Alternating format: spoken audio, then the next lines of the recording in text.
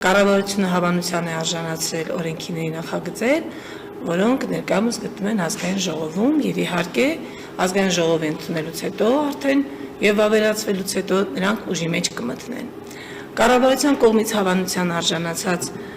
նախագծով մի շարք փոփոխություններ են կատարվել պետական նպաստների մասին օրենքում։ Մասնավորապես թերևս ամենաէականը երրորդ եւ յուրաքանչյուր երեխայի համար տրվող նպաստի կատեգորիան է, որ ներառվեց պետական նպաստների մասին օրենք։ Որպես դրամական աջակցություն նա ներկայումս էլ գործում է 2021 թվականին ընդունված իրավական ակտով 22 թվականի հունվարի 1-ից հետո ծնված երեխաների ծննդյան կապակցությամբ ընտանիքներին տրամադրվում է 50,000 դրամական աջակցություն յուրաքանչյուր ամիս մինչև երեխայի 6 տարին լրանալը։ Պայմանն այն է, որպեսզի այս 50,000 դրամ ամսական եկամուտները տրամադրվեն, որպեսզի երեխայում նոր ծնված երեխայի կարգաթիվը լինի երրորդ կամ հաջորդ, այսինքն 22 թվականի հունվարի 1-ից հետո ընտանիքում ծնվի երրորդ, չորրորդ, հինգերորդ երեխա, մեկից ավել երեխա ծնվելու դեպքում տրվում է յուրաքանչյուր երեխայի համար, այսինքն օրինակ, եթե ընտանիքում առաջին անգամ եռյակ ծնվի, ապա յուրաքանչյուր երեխայի համար 50,000 դրամները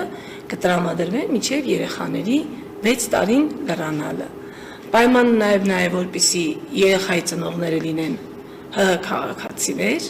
առնվազն դիմող ծնողում դիմումի հիման վրա կնշանակվի լինի Հայաստանի Հանրապետության քաղաքացի։ Սա դրամական աջակցություն էր, իրականացվում էր որպես ծրագիր, ինքը այսպես փորձնական ծրագիր էր եւ բավական երկար 22 թվականից սկսած մենք իրականացրեցինք 22, 23, 24, 25։ 4 տարի իրականացրեցինք ծրագիրը։ 25 թվականին նախարարության ազգային ինստիտուտը վերլուծություններ կատարեց, ուսումնասիրություններ կատարեց եւ ուսումնասիրության արդյունքով պարզվեց, որ այնուհանդերձ միջոցառումը դրական ազդեցություն ունի ժողովրդագրական իրավիճակի բարելավման համար։ Ըստ այդմ որոշվեց փոխել այդ դրամական աջակցության կարգավիճակը, փոխանակ տրամադրելու որպես միջոցառում, դարձնել ավելի պարտադիր, դրամական աջակցություն պետության կողմից եւ սահմանվի որպես պետական նպաստի առանցին տեսակ։ Սա նշանակում է օրենքի ընդունումից հետո արդեն Հայաստանի Հանրապետության օրենսդրությամբ երեխայի ծննդյան կապակցությամբ կտրամադրվի 4 նպաստ, նախքին 3-ի փոխարեն։ Առաջինը բնականաբար մայրության նպաստն է տրվում է հղի կնոջը, ընդ որում թե աշխատող, թե չաշխատող մամաներին։ Երկրորդը տրվում է երեխայի ծնվելուց, արդեն մյուս 3-ը տրամադրվում է երեխայի ծնվելուց հետո, երեխայի ծննդյան միանվագ նպաստը, մինչև 2 տարեկան երեխայի խնամքի նպաստը եւ այս 4-րդ տեսակը, որ կներմուծվի օրենքի ընդունումով, երրորդ եւ յուրաքանչյուր երեխայի պետական նպաստը։ Առաջին ասացի բոլոր մամաներին է տրամադրվում, ծննդյան միանվագ նպաստը բոլոր ընտանիքներին է տրամադրվում, չաշխատող ներողություն, մինչև 2 տարեկան երեխայի խնամքի նպաստը դարձյալ բոլոր մամաներին է տրամադրվում, ես կասեի ծնողին, որտեղ մենք ունենք նաև հայրում նշանակել ենք երեխայի խնամքի նպաստ, եւ այս 4-րդ տեսակը արդեն կարգատվից կախված ենք տալիս։ Ընդ որում պիտի դիտարկել այս օրենսդրական փոփոխությունը համակարգային, որովհետև զուգահեռաբար վերանայվում է նաև երեխայի ծննդյան միանվագ նպաստի համակարգը։ Մինչ այժմ ծննդյան միանվագ նպաստը տրվում էր կախված կարգաթվից, առաջին, երկրորդ երեխաների համար տրամադրվում է այսօր էլ տրամադրվում է 300,000 դրամ, երրորդ եւ չորրորդ երեխաների դեպքում 1 միլիոնական դրամ եւ 5 եւ ավելի երեխայի դեպքում 1,500,000 դրամ։ Սա երեխայի ծննդյան միանվագ նպաստի գործող համակարգն է։ Երբ որ բերում ենք 50,000 դրամական աջակցությունը դարձնում ենք պետական նպաստի տեսակ, այսինքն տալիս ենք օրենքով սահմանված պարտավորություն կառավարության համար, զուգահեռաբար վերանայում ենք նաեւ երեխայի ծննդյան միանվագ նպաստը եւ ներդաշնակեցնում ենք ընդհանուրը, նախատեսվում է ծննդյան միանվագ նպաստի չափը համահարթեցնել, դարձնել 500,000 դրամ եւ առաջին եւ երկրորդ եւ երրորդ եւ չորրորդ եւ հինգերորդ եւ յուրաքանչյուր հաջորդ, այսինքն անկախ կարգաթվից կտրամադրվի 500,000 դրամ։ Իսկ այդ կարգաթվից կախված արդեն կվճարվի բացառապես երրորդ եւ յուրաքանչյուր երեխայի կապակցությամբ տրվող պետական նպաստը։ Շատ լավ, այս փոփոխությունները ինչին են ուղղված, հատկապես այս 500,000 դրամները, որ անկախ կարգաթվից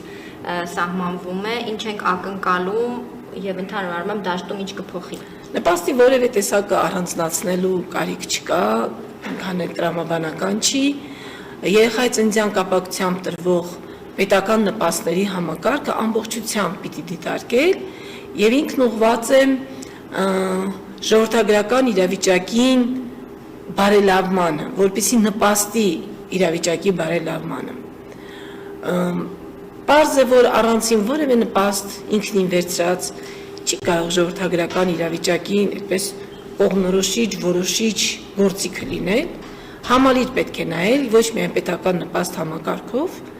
այլ ընդհանրապես ձեռնարկվող միջոցառումների շրջանակներով պիտի դիտարկել ժողովրդագրական իրավիճակի բարելավումը եւ այս դեպքում երկու տարբեր նպաստներ կարգաթվով տրամադրել նպատակահարմար չէ, ստացվում է մենք բացառապես խրախուսում ենք երրորդ, չորրորդ, երրորդ եւ յուրաքանչյուր հաջորդ երեխայի ծնունդը, այն դեպքում, երբ որ մենք ունենք ծնունդների անկում 24 թվականին գրանցվեց, ցավոք սրտի նվազում 25 թվականում առաջին 9 ամսվա տվյալները այսպես մխիթարիչ չեն աճի տեսանկյունից, վերջին 7 տարիներին կայունացել ենք 2018 թվականից սկսած կայունացել ենք 36,000 շուրջ երեխայի ծննդի ցուցանիշի վրա, ցավոք սրտի 24 թվականին 36,000 ցուցանիշն իջավ, 33-ից 34,000 երեխա շուրջ ծնվեց,